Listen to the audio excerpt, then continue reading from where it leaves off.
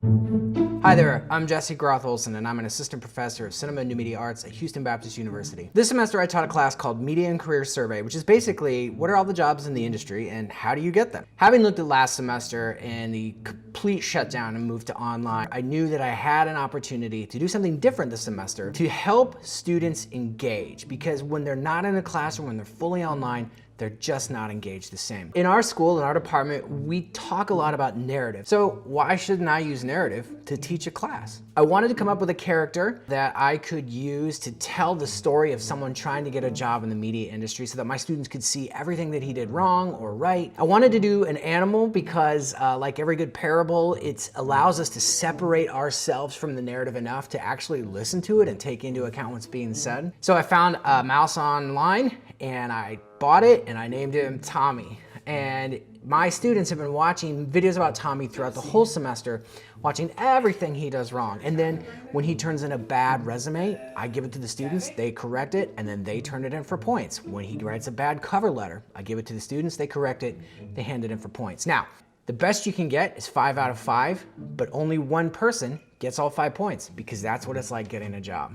So in constructing this narrative about Tommy, we watch him interview, we watch him try to get jobs, we watch him submit lots and lots and lots of applications. So then they have the opportunity to do an in-person interview with me, a phone interview with Tommy, his boss, and then an actual Zoom interview with Tommy himself at the end of the semester. So yes, the final was a Zoom interview with a Muppet. Student reactions ranged from everywhere from pleasantly surprised to not even skipping a beat, rolling right with the punches. Hello. Hello. So by making a series of videos and making the students watch these videos and then submit to me lists of all the things that this character did wrong, that allows him to take on all the mistakes and play the fool, and then my students get to gain the wisdom from that without feeling the fool themselves. This isn't going very well, is it? Giving them the sense of their own value and that the company is on trial just as much as they are. Do you mind if I ask you a few questions, sir? Oh, sure. That'd be Story truly is the combining thread that holds the fabric of life together, and I've been so happy to be able to use it as a teaching tool this semester.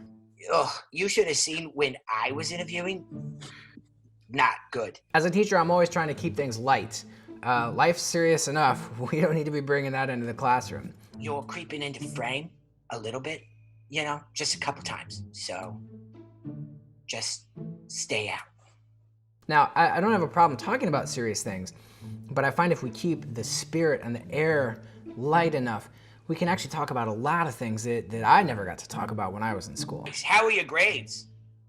I'm actually have all A's. I have one B. What? Who Yeah. gave you that B?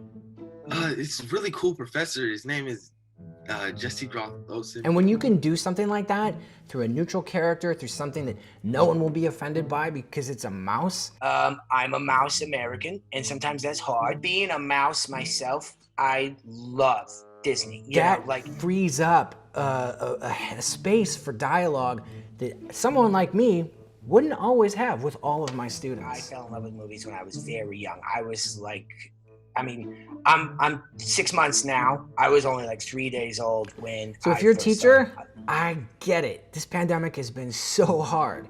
But please don't lose this opportunity to try new things, fun things, creative things, things that got you into teaching in the first place, ways to engage your students that are both educational and meaningful. And if you're a student, listen, this is hard. Congratulations on making it this far. You've come through one of the hardest times to be in higher education. I know it's hard. But if it was easy, everyone would do it. I like how your shirt matches your walls. Well, I hope you found this helpful. If you have any questions or want to chat about this more, please look me up online on my social media or on my website. And I'd love to continue this sort of dialogue as we can continue to find new, excellent, and meaningful ways to engage students in this new world. And thanks. Oh, I'm so bad at ending these. You just gotta press the red.